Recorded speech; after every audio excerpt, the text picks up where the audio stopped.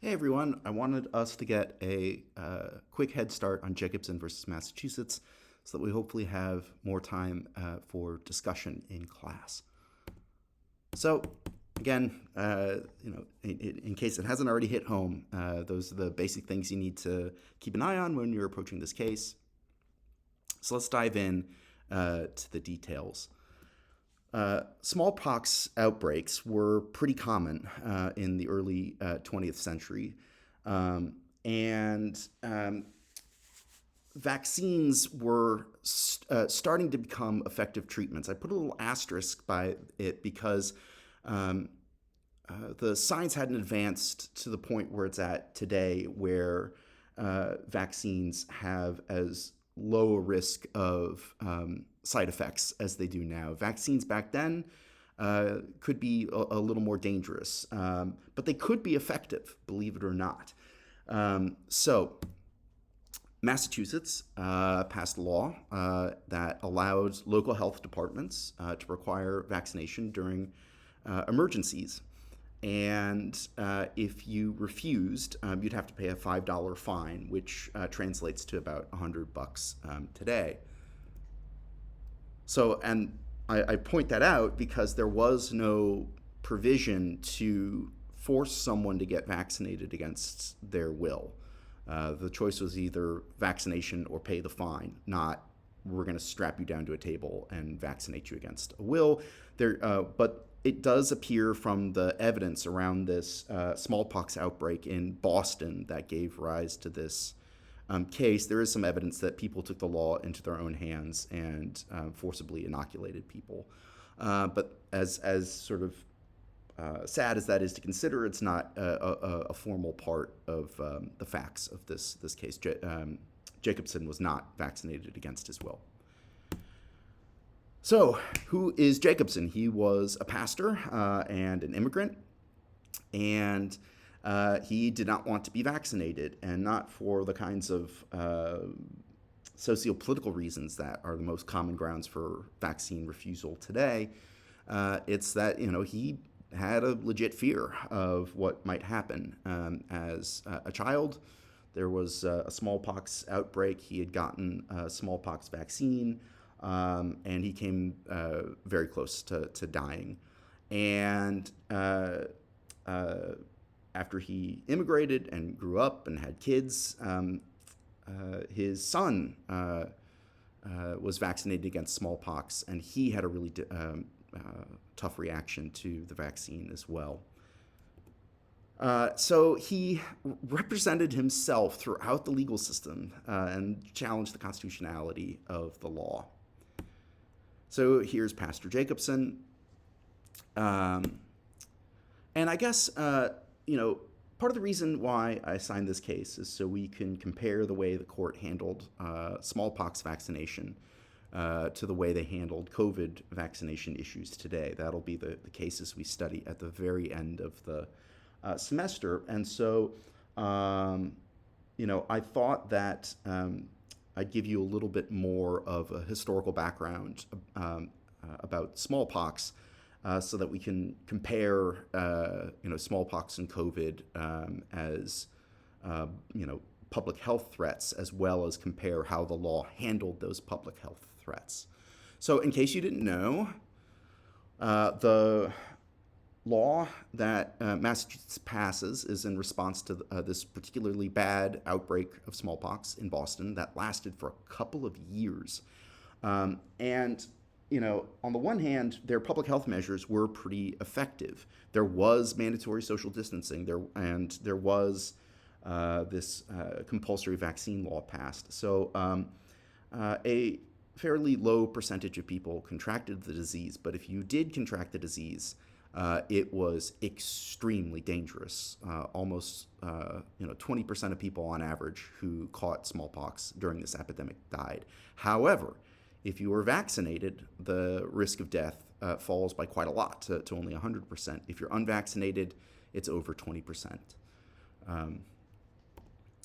So a little bit of comparison. If smallpox infected few people but was extremely deadly, COVID has infected way more people but the death rate isn't as severe. And here's a little chart about death rates since in March 2022. So this is after the vaccine's been around for quite a while, and there is a very pronounced difference between the death rates of vaccinated or even vaccinated and boosted people and unvaccinated people. The difference, though, is 1.171 people per 100,000 who contract COVID will die of it. That is lower than 17%. And just like the push to get people vaccinated today, there was a concerted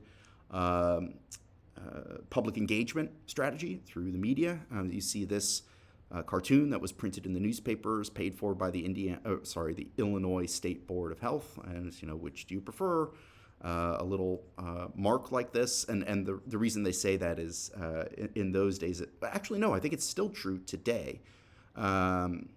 That if you get the smallpox vaccine, it leaves a tiny little scar on your arm. So it's like, okay, what's the trade-off? One tiny little scar and being otherwise perfectly healthy, or suffering from smallpox.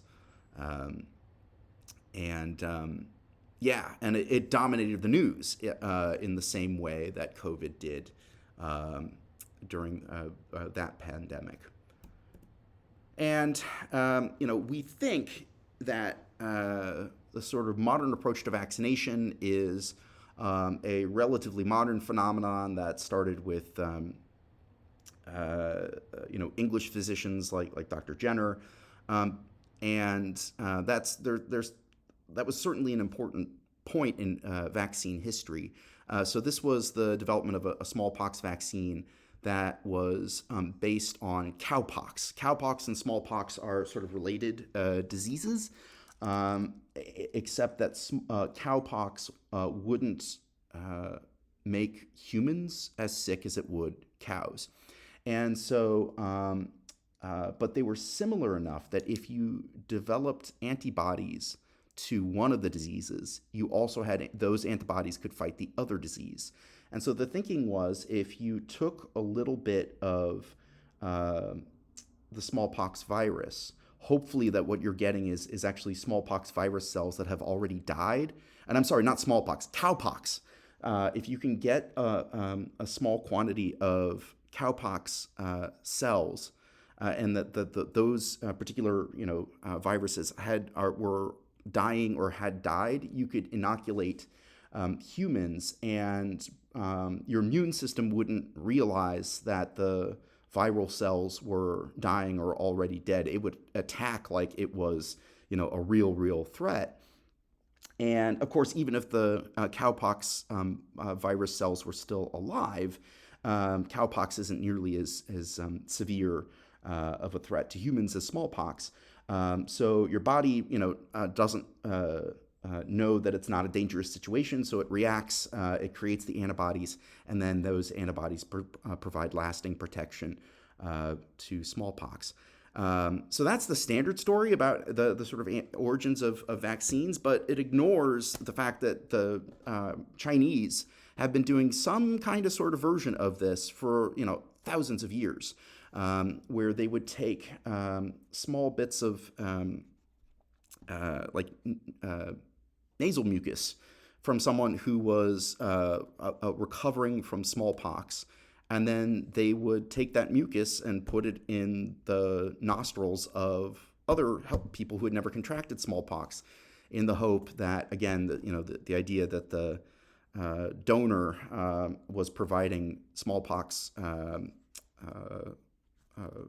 viral cells that were dead or almost dead. It gives you, if you get infected with that, you have a very good chance of the immune response being successful. But it was very, very dangerous. Actually, both approaches, the more recent English approach and the older Chinese practice, they were both very dangerous. And so, one can't help, no matter what you think about the legal reasoning in this case, one can't help feel some empathy for Pastor Jacobson, given what things were like in terms of vaccines back then. It's obviously a completely different world today. So, what's going on in this case in terms of framing a legal issue? It is whether the vaccination law violates, sorry, I misspelled that, Jacobson's right to liberty protected by the Due Process Clause of the 14th Amendment.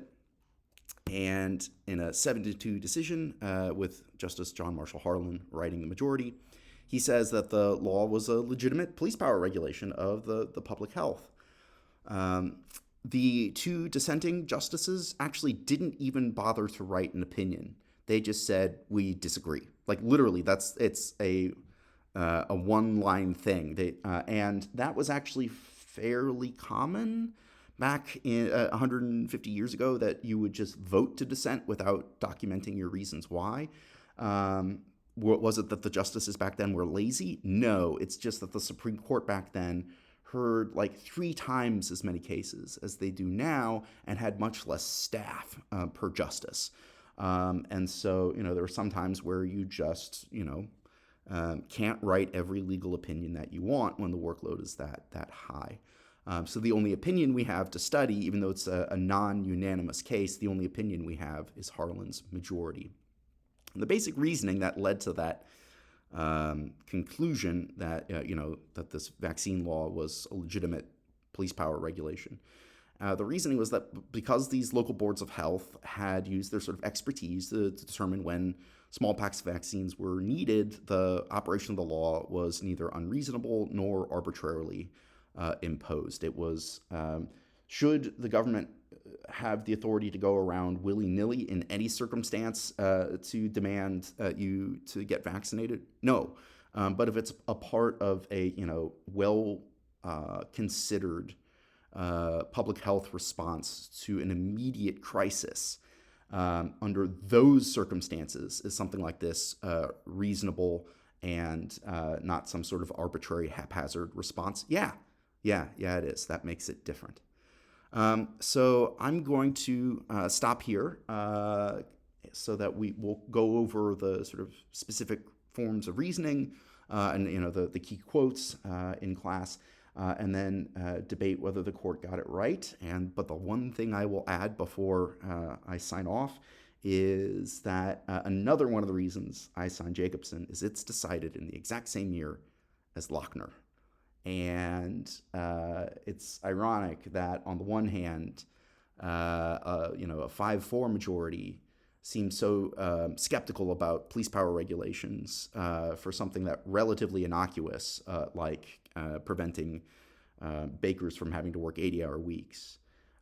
They could turn around and find an even bigger majority, 7-2, and look at a law that was much more invasive and restrictive of your behavior. Getting, vaccinated is no small moral and health decision that a person can make. So invading that freedom seems like a lot harsher of a law than regulating work hours. And yet, the court, by a larger majority, is willing to find that to be a legitimate use of the police powers. So we'll get into all of that tomorrow, and I hope this helped, and good luck doing the reading.